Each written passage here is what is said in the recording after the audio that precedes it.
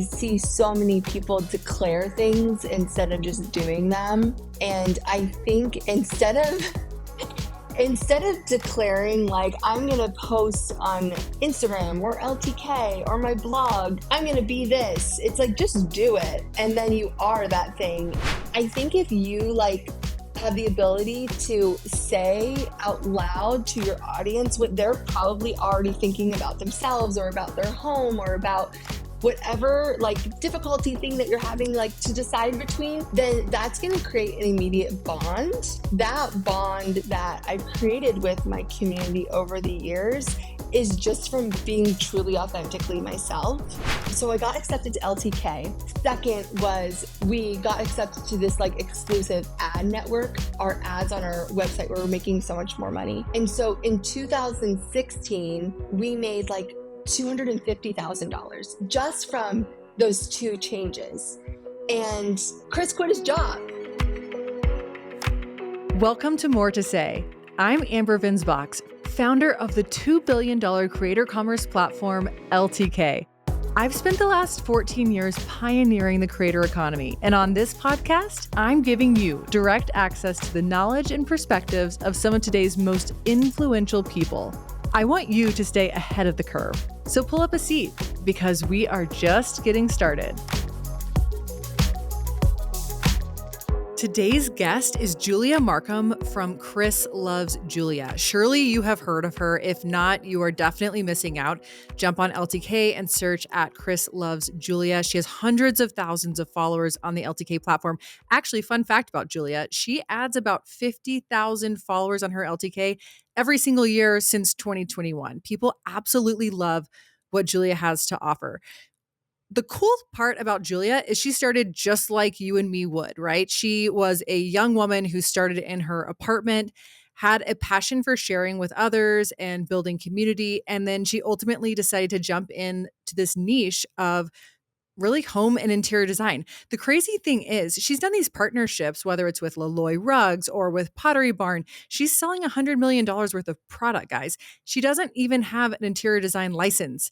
She just loves it. And she's doing really practical things that make a lot of sense to a lot of people. So she's teaching you how to really love your home and your space. I mean, we spend so much time here. She was early to this game. She was pre-pandemic saying you should love the space you're in regardless of your budget. And so the cool thing about Julia's story is that she will often say that she, shoot, aim, fire. I don't know, fire, aim, shoot.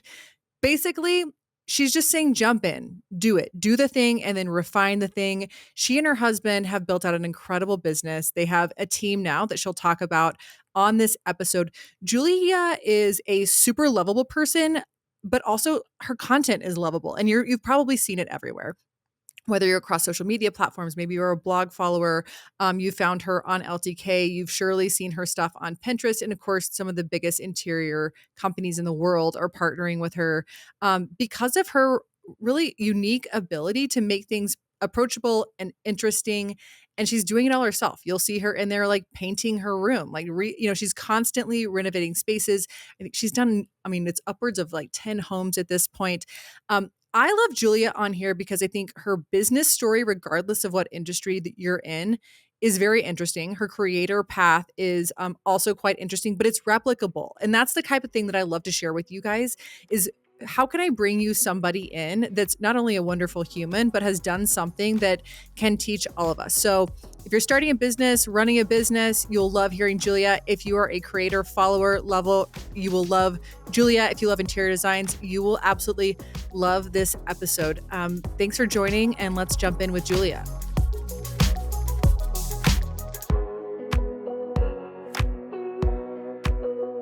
Julia, you started your blog in 2009. What led up to that moment? Oh my gosh. Well, I was born. No, I'm just kidding. I feel like I've always been a journaler. I kept a journal from a very young age. And it was kind of the first time in my life that I wasn't actively working somewhere or on something. I was pregnant with my first child and we had just moved to a new city. And I think I was feeling really lonely. honestly. And I really started it as a way to keep my family in the loop and also like empty my brain of everything I was doing. It was like the new journaling. I feel like the only difference between me and everyone else that started a blog in 2009, because there was a huge number of people that started a blog in 2009. That was kind of like the boom. Like people were like, I'm going to start journaling online. And I think the only difference between me and them is I never stopped and I just kept going. And it's in my blood from a really young age to like share and reflect and write things down and document. Who were some of the early bloggers that you were aware of or that you were following? Oh my gosh. So Young House Love was a really big blogger in my niche, and I remember commenting on all of their stuff. And that was back when like blogs were people like comment, you had whole discussions. It was like its own social network. Blogs were the comment sections. You were getting hundreds and hundreds of comments anytime you posted, and you were answering at the same time. My dear friend Yellow Brick Home, whom I'm still close with in the same niche, I loved also Love Taza, who she's like since retired from the space, but like I loved her. Cup of Joe was a really big one that I still like to check in on. And um, there was it was just felt like a whole community. Jenny Commenda, I remember Little Green Notebook was her blog name. And it just felt like, oh, we were all kind of like these OG bloggers, and we were like talking to each other through our comment section. Totally. I remember in Dallas, so I started my blog 2010. I didn't know any bloggers personally, but I knew of some just online. Like Jane from Sea of Shoes was in Dallas. And I remember she was in Teen Vogue because Karl Lagerfeld took her to the Creon Ball. And I had followed that whole thing. And that's how I found her. And then her family was friends with Bag Snob. And so I had found Bag Snob, but that was like the extent of who I knew of online creators. And but around that time, it did start to it started to become more popular. Like I remember when I started my blog, that Dallas Morning News did a whole paper, like a whole page. And at the top, it had blogger in huge type that took up the whole width of the page, and it said meet the blogger. And it was almost like this, like coming out of the blogging movement of you can have a website online. But this was before like Hearst, Condé, any of those guys were online before like e-commerce had really hit. So this was back Yeah, early days. So when you started, you mentioned kind of keeping your family up to date. Was it always interior design, or how did you transition into that? it was pretty much always interior design. And that is being very loose with the phrase. I had a basement apartment that I was like painting the walls of and like buying anything I could with like a $25 budget a month. And I think that's kind of where I started like coining the phrase. And this is something like I still share with my audience to this day is like love where you live. I don't think I was like truly aspiring to be like living in a basement apartment in a city that I didn't know, um, with not very many friends. But it was like, how can I improve my space and how can I improve my surroundings and situation right now? And I really do believe it's all about your mindset. And so I was like, you know what? I'm just going to love where I live and I'm going to make it my own.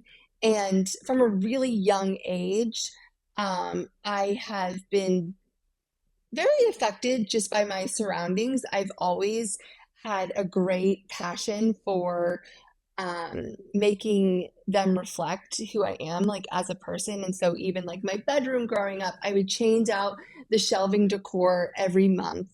I would spend all my money on that kind of stuff. And so, when I started blogging, I think it was, there was some baby stuff in there, sure, but it was never a mommy blog.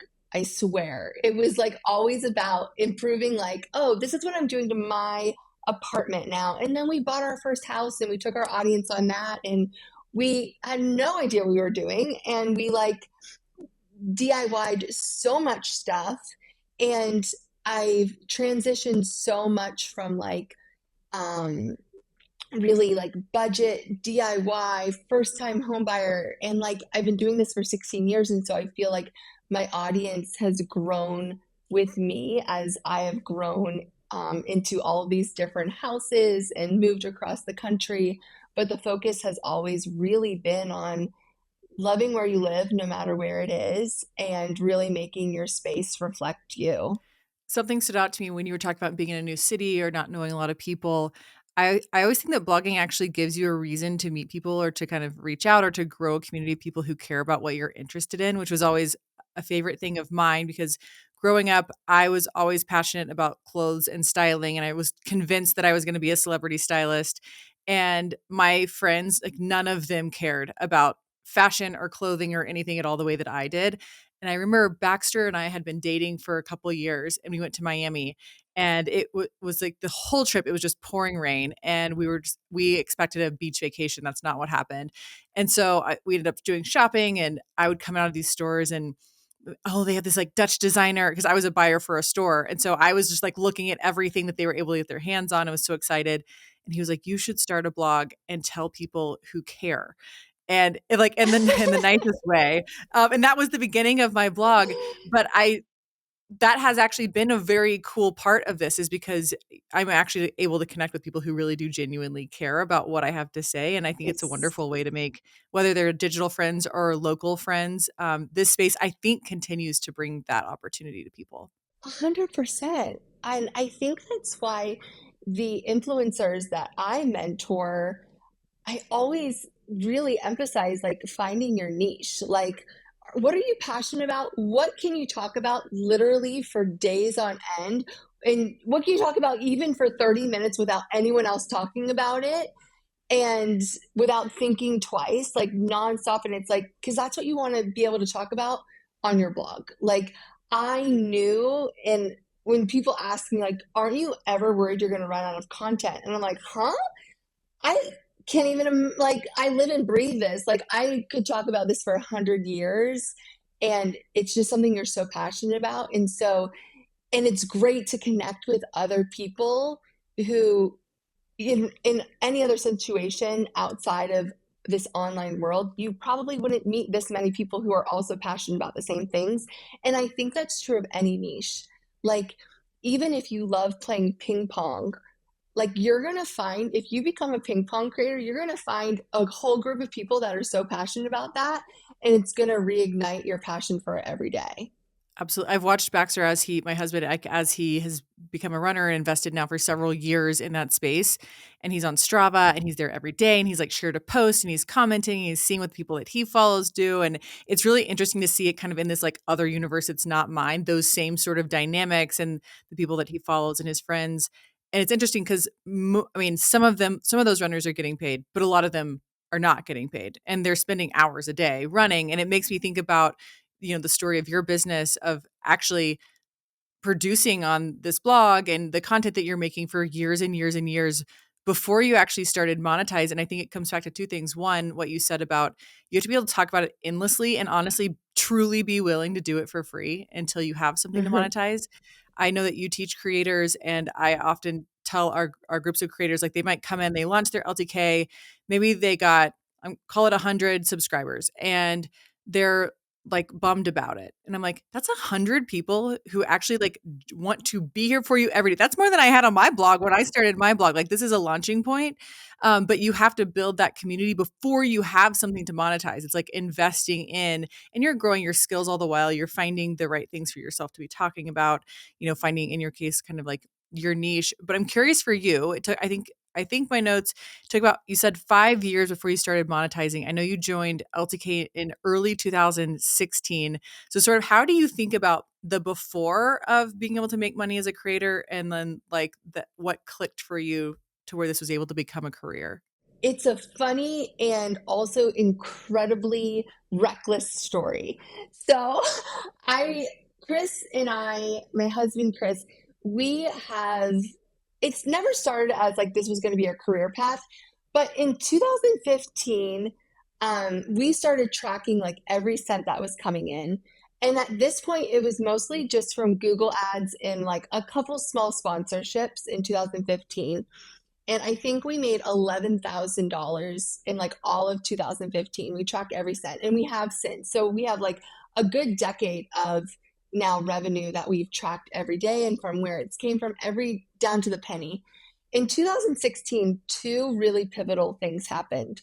One, we got accepted onto LTK, which was huge. And this was back when not a ton of home brands were on LTK at that time, but I remember really advocating like, I'm going to link to these home brands so much that we're going to get more and we're going to get more and we're going to get more. And we have, like, we've gotten so many now. But I remember the first ones had to be like a West Elm or something, because I feel like I was really checking on their, like, their sales and things like that. So I got accepted to LTK. And then second was we got accepted to this like exclusive ad network so that our ads on our website were making so much more money. And so in 2016, we made like $250,000 just from those two changes. And Chris quit his job. He was like, you've been doing this for now 7 years. I don't see you stopping doing this, and now you're getting paid. So I always tell people, like, don't look at my trajectory that it's going to take 7 years to get paid. Now you can get paid tomorrow. Like, you can start making money tomorrow because now the tools and resources are out there and the knowledge. Back when I was doing it, I think that things were still getting built, and there were still opportunities to be found. And now I feel like it's so much more available for creators to start making money, and you don't have to wait for sponsors to come knocking. You can start making money with affiliates today. Like, start linking something. I just had a sister who, she's not an influencer, but she has a following online. And I'm like, you are an influencer. You have a following online. She just forgets to post. And she's like, I just made $500 from linking my outfits on vacation. And I'm like, wow, what a concept. You made money from using affiliate links. Like, yeah, anyone can be doing that. And you can make money whether this is your full-time job or not. Obviously, I think the more time that you invest in it, the more money there is to be had. But this is absolutely a legitimate career path. And I think now it's only starting to catch up. Like, people are realizing, like, this is a career path and this is a job and I can make money doing this. Okay, so you reference, by the way, congratulations. Truly. Oh, It's the thanks. persistence, connecting. I mean, we're going to get into more of this, but truly congratulations. And then you mentioned kind of how things shifted. You're like, hey, it took me this long. The world has changed and you can jump Mm-hmm. into this. You are on YouTube, you're on TikTok, you're on Instagram, you're on LTK, you have your blog. Like, walk me through that sort of expansion of your brand. And then I do want to get to sort of like the new reality of what's happening in those places. Yeah. So, Chris and I have always been like a ready, fire, aim couple where we're just going to start it and then we're going to course correct to where it needs to be, even if we don't know what we're doing. And I think it has served us well, where we started a blog and that was going so well that we're like, okay, what can we add to this because now that we've got this ball rolling, what plate can we start spinning next? Like, you can't start spinning a bunch of plates. You have to add one at a time. And so then we really started in 2015 growing my Instagram to a point where I was like, okay, I'm just going to be conscious about it, right? At this point, I was only using my website. So then I added Instagram, and then I added YouTube, and then I added a newsletter. Well, in 2016, I added LTK, and then I added a newsletter. And I still don't say I'm on TikTok, but I am. I have over 200,000 followers on TikTok. I don't think that I create content exclusively for TikTok right now. I monetize it the best I can with affiliates. I repurpose content on it. It's not a huge focus of mine right now, but we've found success even on Pinterest from just repurposing content. And so right now, I mean, the name of the game is always like stretch content. So if you can make great content, so much of it can be repurposed on so many different platforms. We publish on our LTK 150 times a month at least. We're posting on LTK. I think you're up to 40 posts weekly on average right now. Yeah, It's good. and it's like what story? Let's just post all my Instagram stories on LTK. Let's post all my collages on LTK. They're already made. It's already done. And so really any opportunity that we have that I don't have to like create new content, especially for a platform, we're all over. I think right now we took a little bit of a step back on YouTube because it did require really its own content stream, and I felt stretched really thin. And so it's like it's okay to like pull back and think like, okay, I this is still a great avenue. We still have our community over here, and I want to just whatever content that we create, I want it to be good. And so just be more strategic about that. Reassessing in any business is so huge because what worked last year, especially in this industry, is not going to work this year necessarily as these platforms are changing constantly. But I really think it's in any business. Like even if you're a restaurant, like the most popular dish last year might not be the most popular dish this year, or your pricing model changes and it's no longer a profitable dish. And so whatever you're in, I think it is worth taking a step back and assessing. For us actually as a business, and I'm speaking of like around LTK, we actually set quarterly goals. We used to set annual goals and then we had like biannual goals. And then now it's down to quarterly because we're like, things change so quickly. We're going to set these short-term goals. We're going to measure the shit out of them. We're going to see what worked and what didn't. And then we're also going to be constantly measuring even products within our ecosystem and be willing to turn things off, or what we call like let some fires burn. Like in your case, maybe TikTok and YouTube are your let some fires burn. Like maybe it could be more, but you know what? There's more value somewhere else. And so we'll just sort of like let it keep churning, even though maybe it's not going to be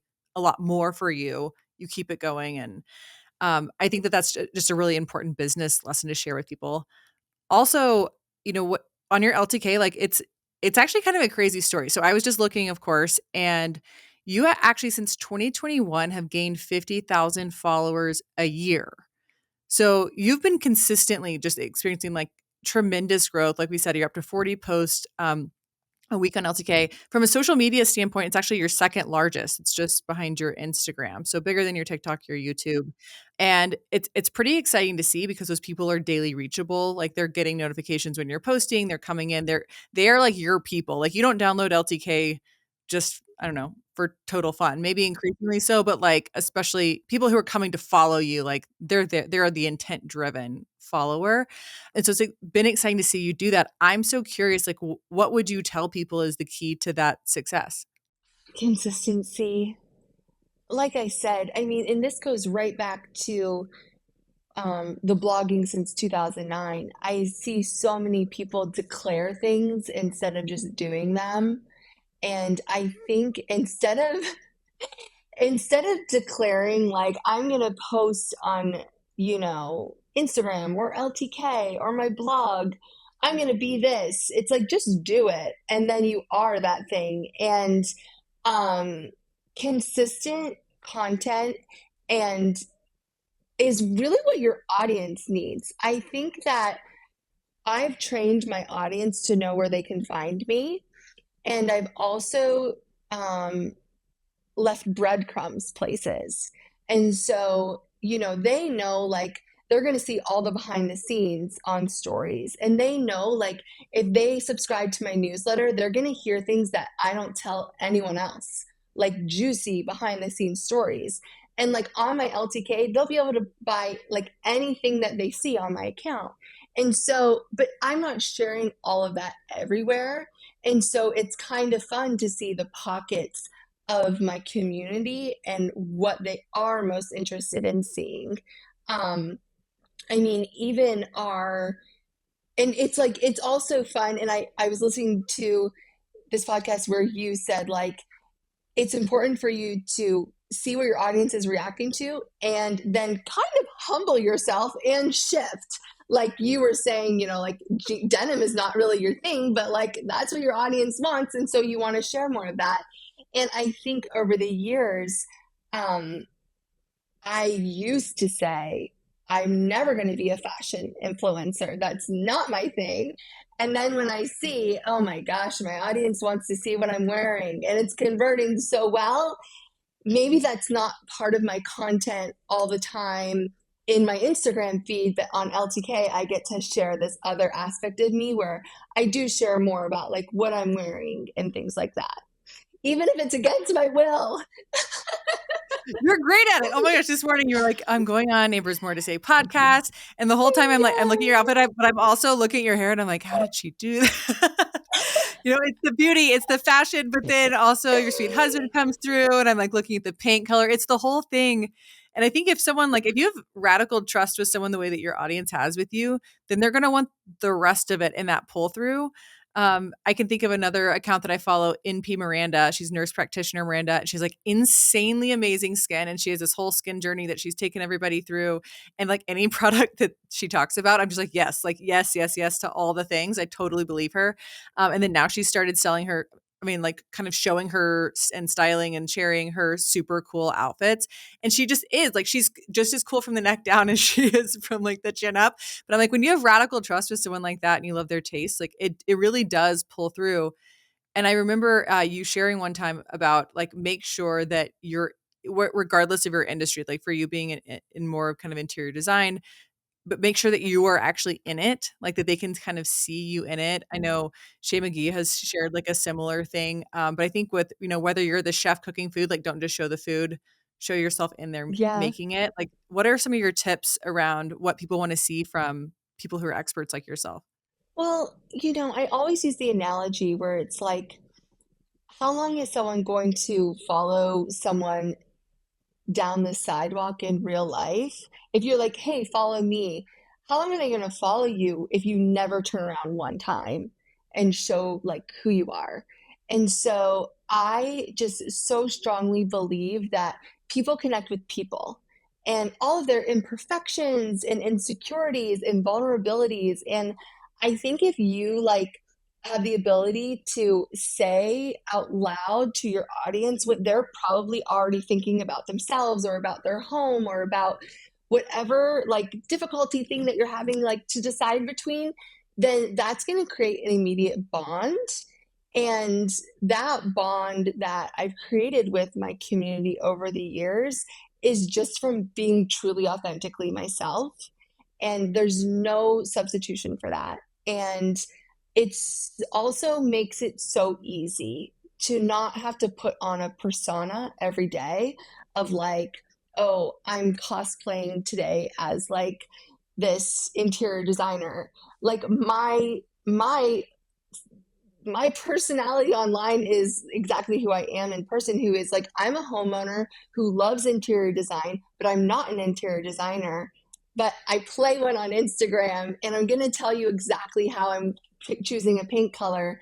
And it's educational and it's inspirational. And maybe for some people it's aspirational, but like we're going to have fun with it. And I'm going to also tell you every last source of everything I choose because there's a lot of interior designers um, who don't share their sources because they're being paid by someone else to for that information, and so they can't share that. And so when I decided like I'm not going to go the route of clients, but instead I'm going to allow my whole community the access to like all of my sources and all of my decision making, it really opened up a new world for people at home to really transform their spaces.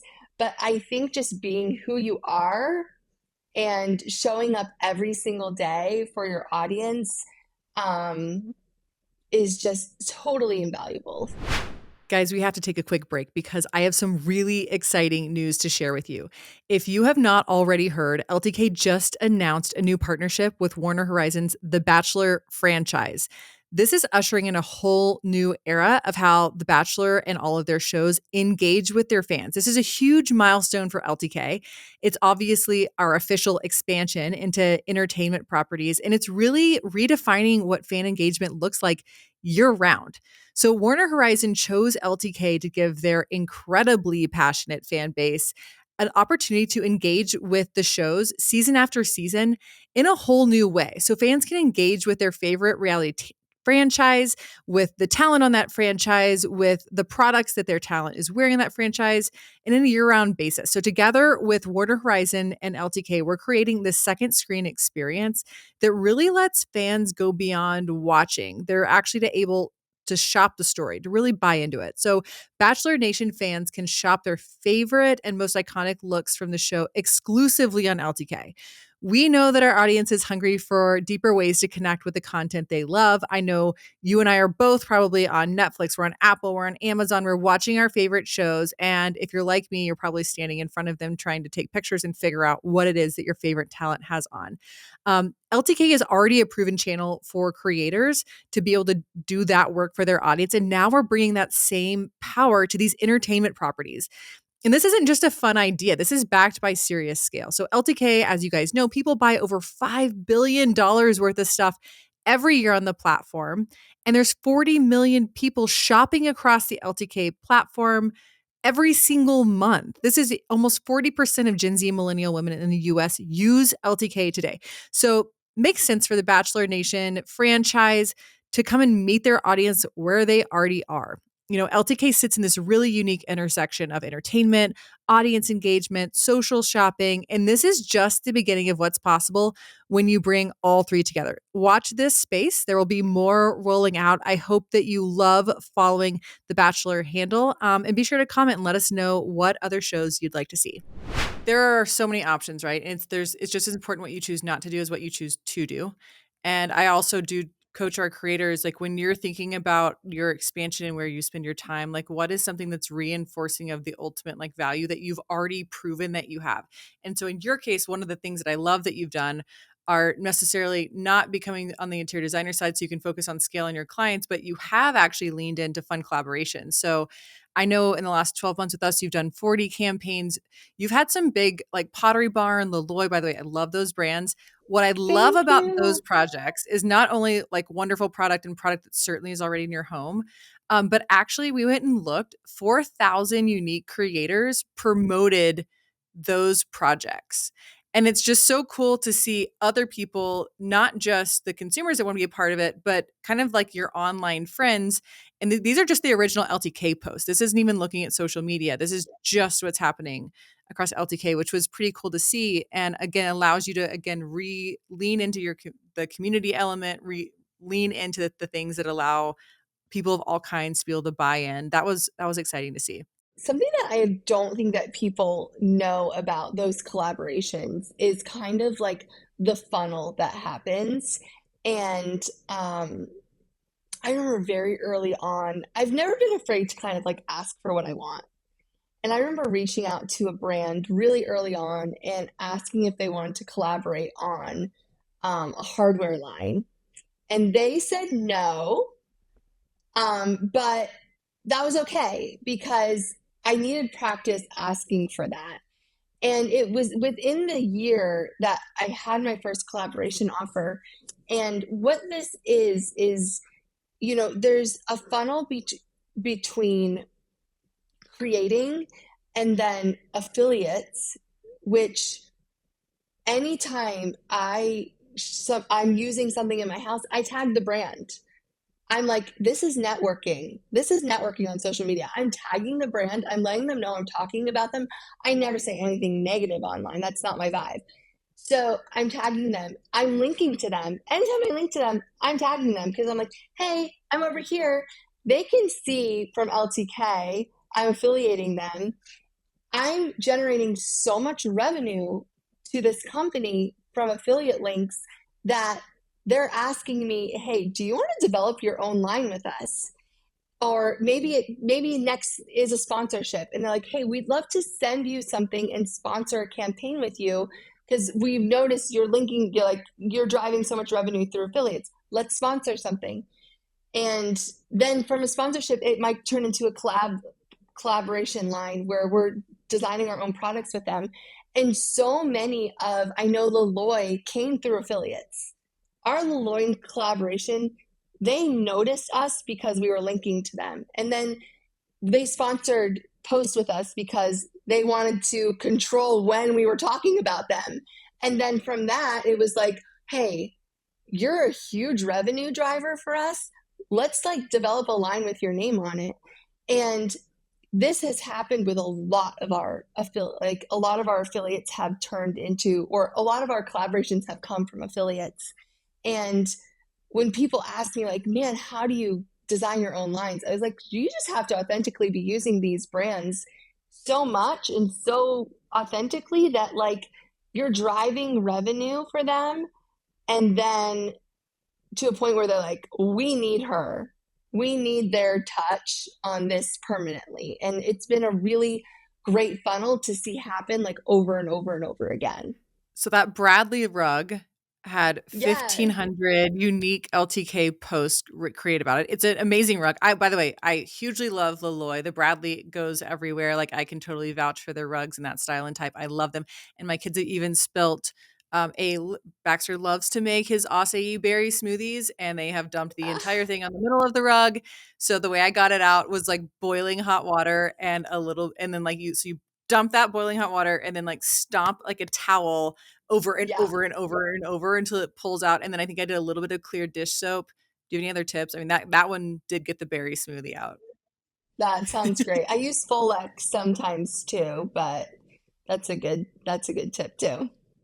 But what you're saying about brands, I think about it as it's almost like trying to get an investor, right? Like if you if you're able to prove that you have a real business, and if they pour, gas on that fire, that it's going to get bigger, that's when you get the investment, right? The same thing with brands. Like they want to see that this is working. This is something your audience loves and likes. And hey, if we're able to even like make this a larger endorsement and so they can go further, like we can do more together. So it is something that's it's down that relationship spectrum.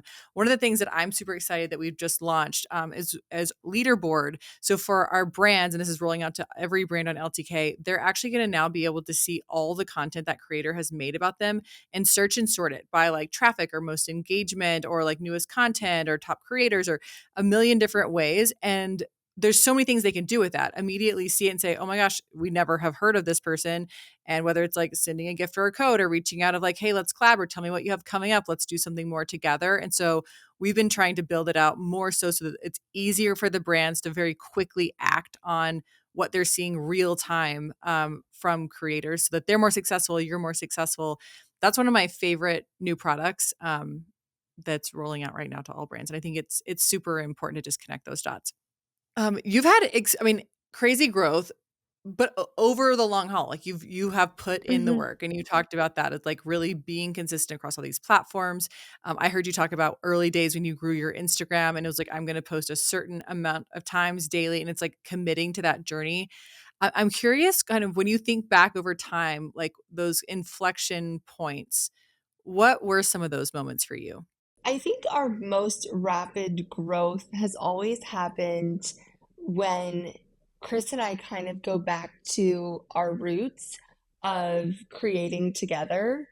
Um, I can think of like, oh, DIYing our kitchen.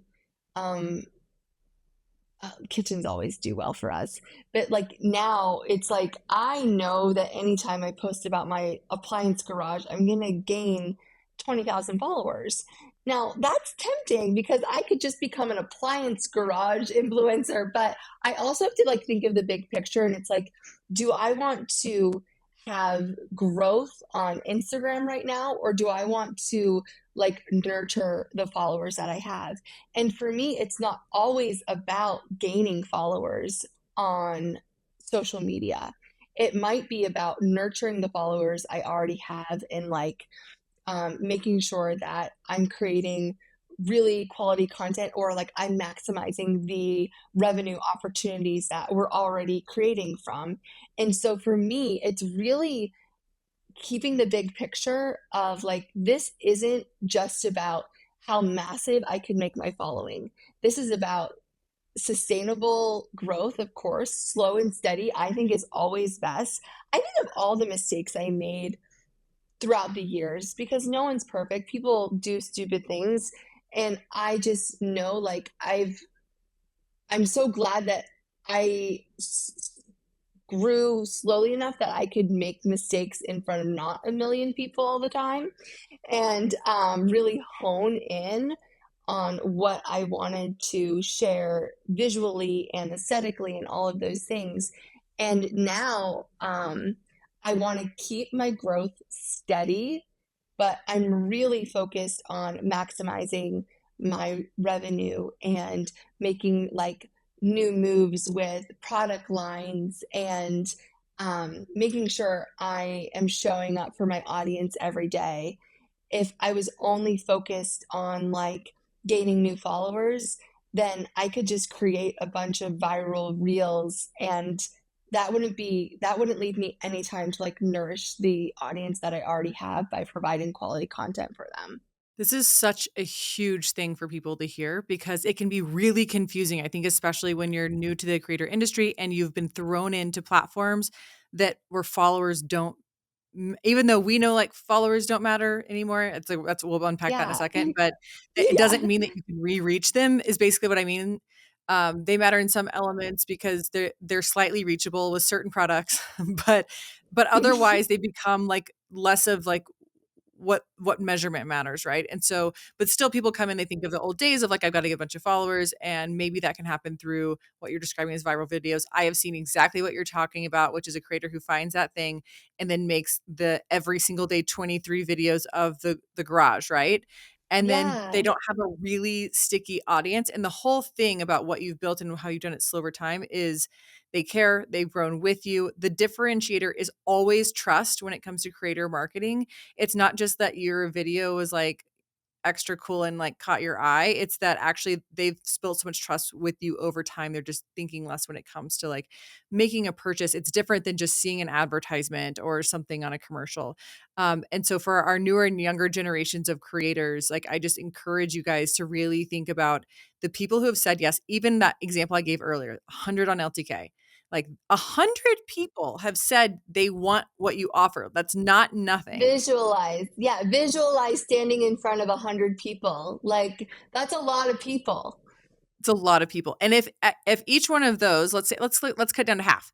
Half of those buy something from you every month, like you're making a pretty good wage.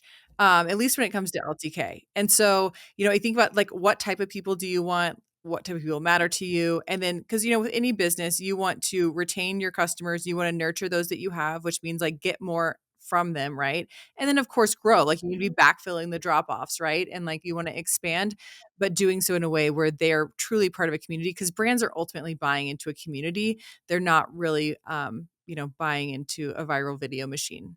Exactly. It's like you have to show that you can do more than just one thing. Like you're a dynamic person, and you're a real person, even more important now. And my goal has never been the one offs. I'm not interested in someone just following me for like one video. I want them to follow, I want them to stay.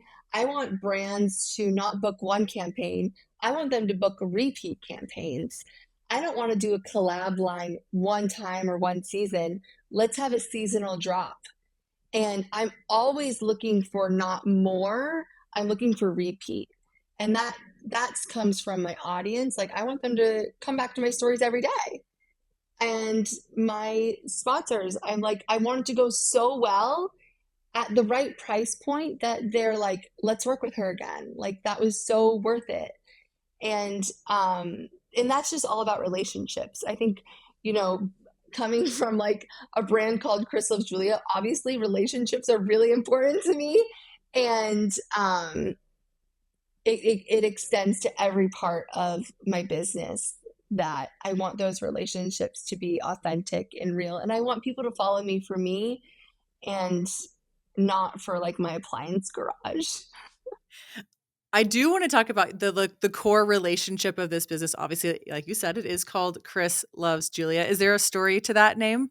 I wish there was. I have tried to make one up over the years, but basically, it was like we were married, newly married, like a year when I started, and so I called it Chris Loves Julia, and he like was at work when I did it.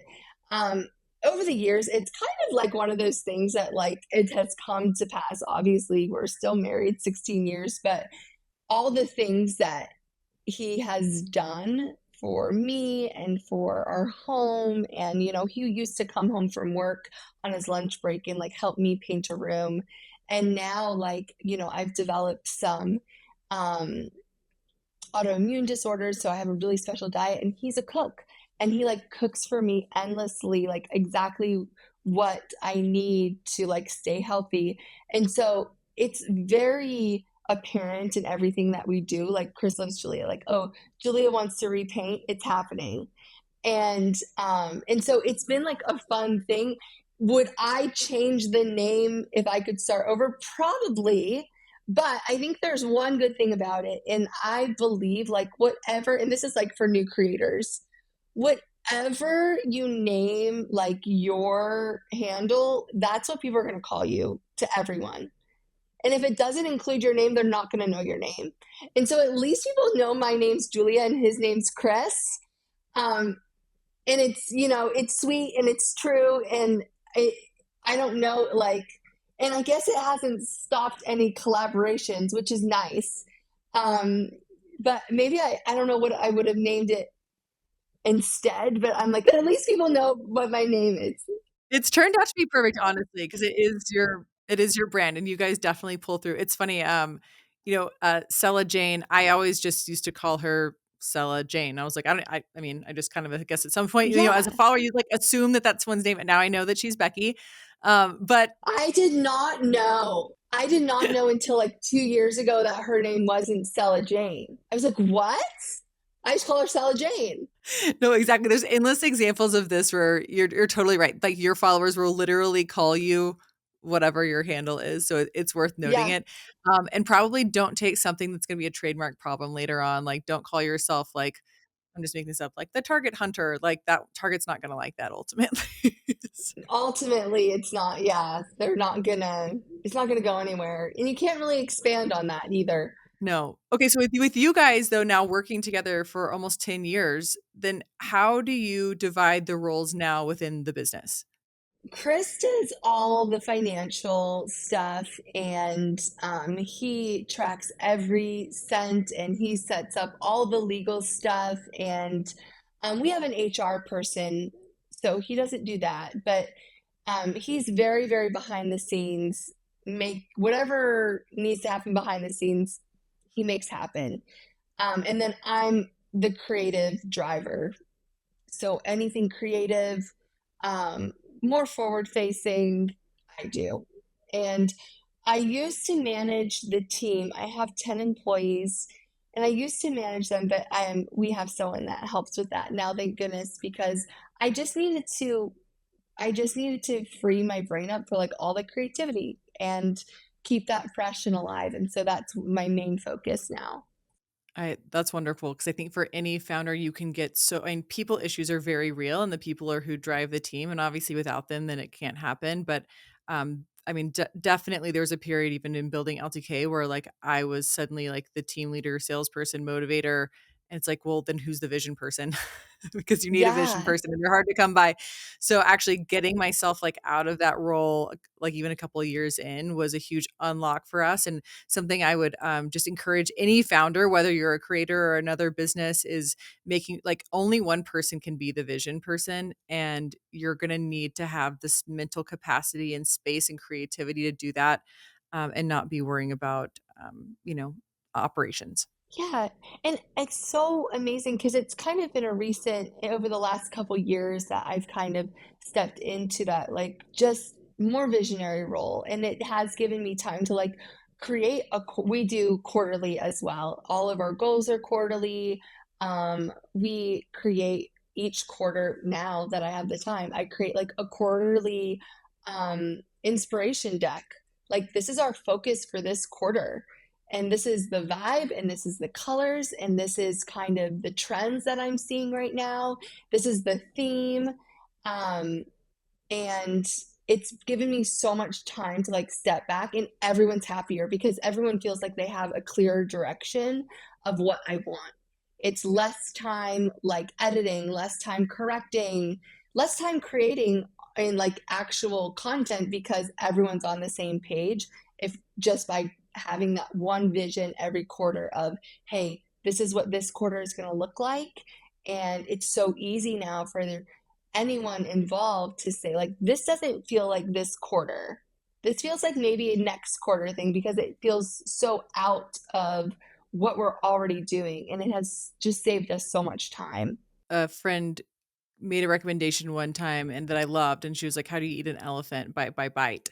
And I was like, "Yes, that just makes it so attainable." And that's like cutting those goals down into quarters or pushing them off because I it's funny, both my therapist and my ChatGPT therapist are both like, "Do less."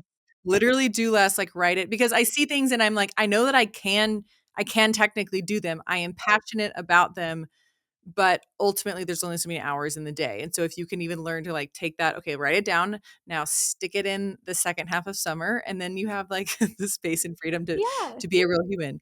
I have a question for you for creators who are, just starting to see that they have this need to add to their team.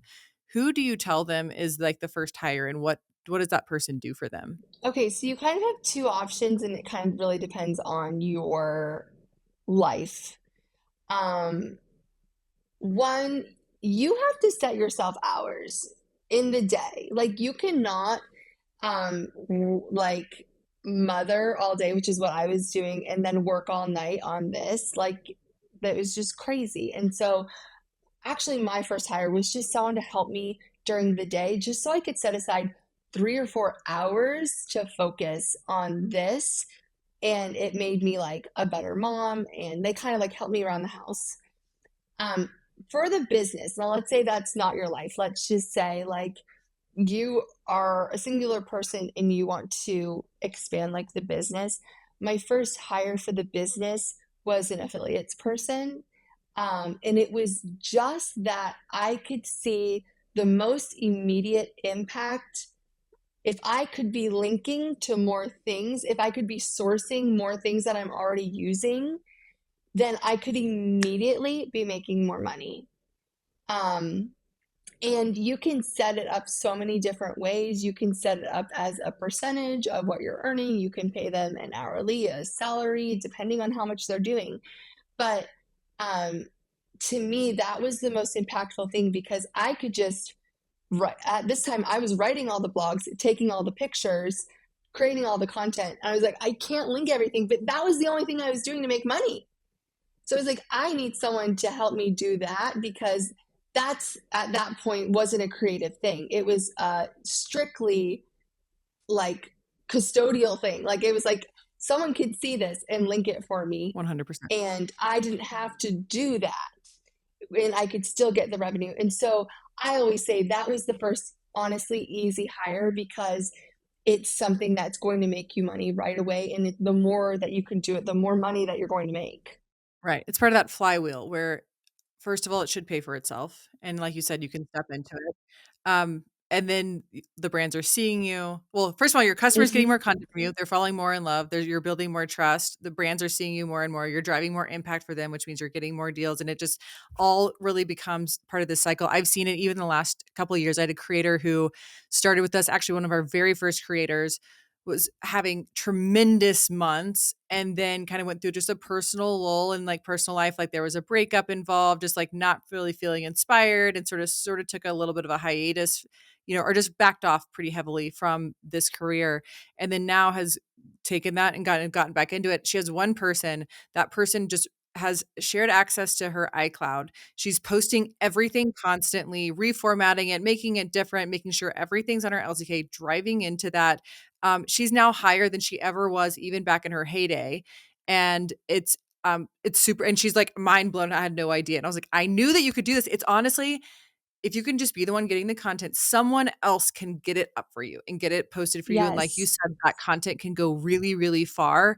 And I love that that first hires someone who pays for themselves. One thing that I am going to note though, on the percentage of commission, um, and I'm just going to relate this not even to the creator side, but even with when we started our business, we started where we were like, okay, a big part of your comp is like, you're going to get a piece of commission.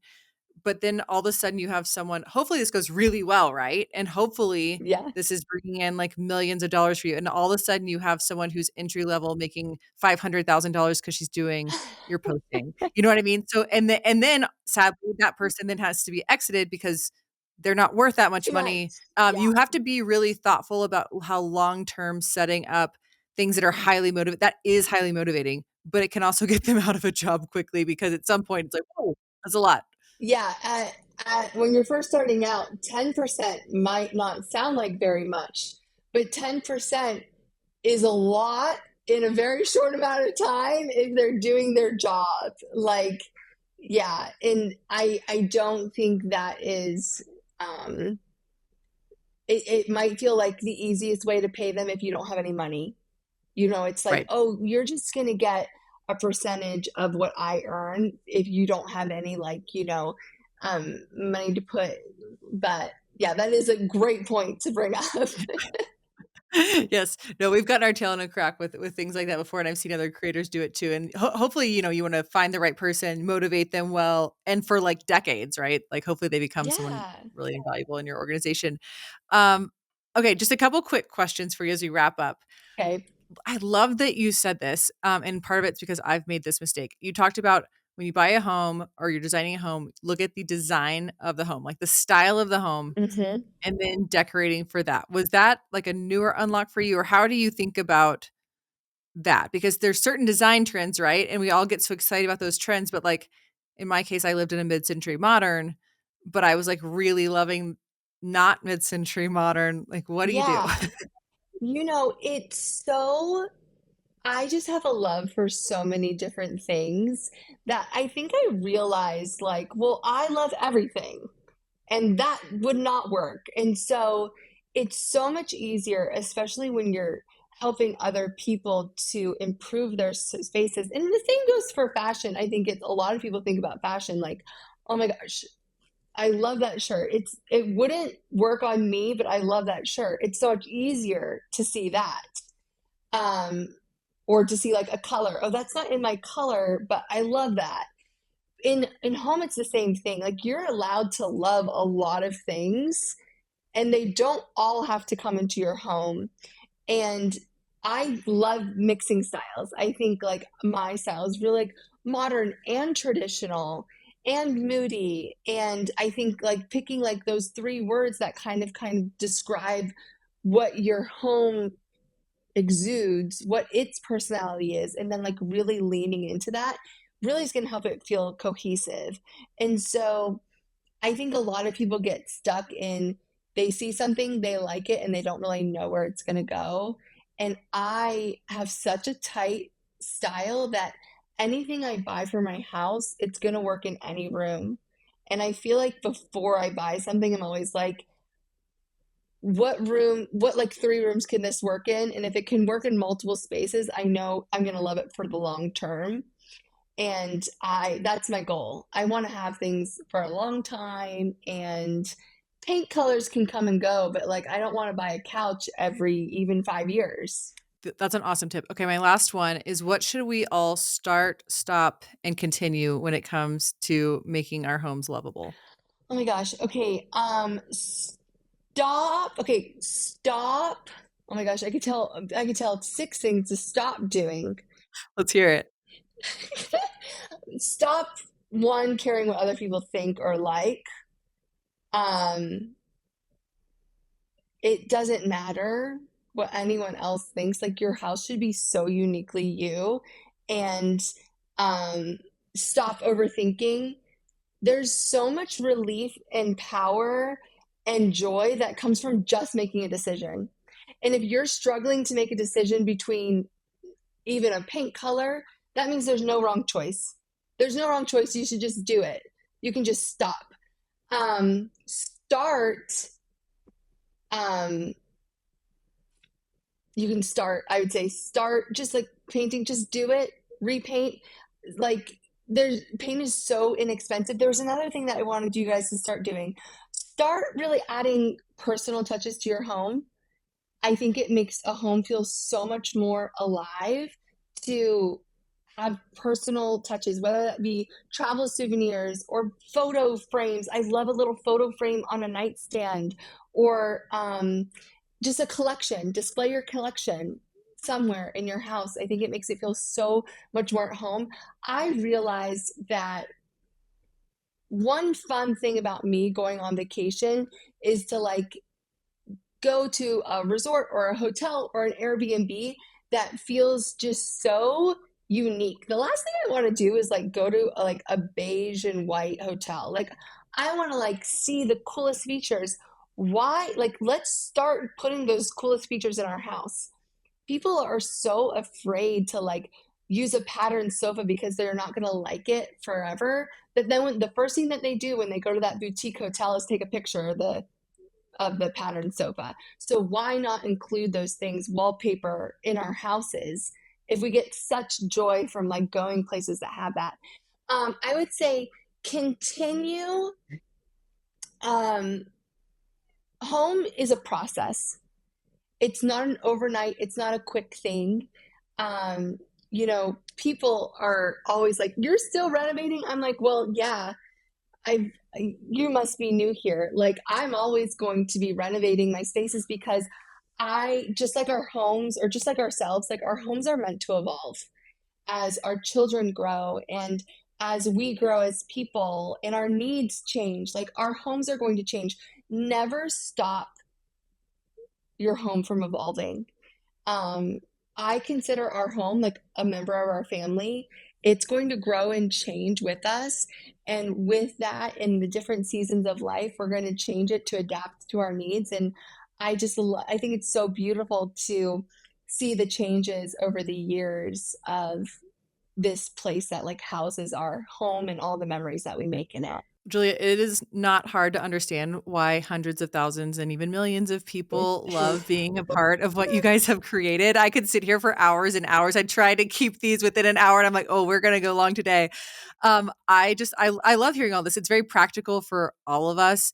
I love this concept of your home being part of your family. The practical just business tips that you shared with us. It's a Thank remarkable you. business story and something that's certainly not over yet and continues to grow. And so thank you for making time for us and for being here and being so generous with all of your insights and wisdom. Thank you so much for having me. I can't wait to like meet in person and do it again. Let's do it. I'm excited. And guys, be sure that you're following Julia. Chris Loves Julia everywhere, including her LTK, which is blowing up right now. You can find everything and shop it. And thank you. Thank you, Julia. Thank you. You can listen to More to Say on Apple Podcasts, Spotify, or wherever you get your podcasts. And I'd love to hear from you. Share your comments and questions in the reviews section, or you can reach me at Amber Venz Box on LTK, Instagram, or LinkedIn.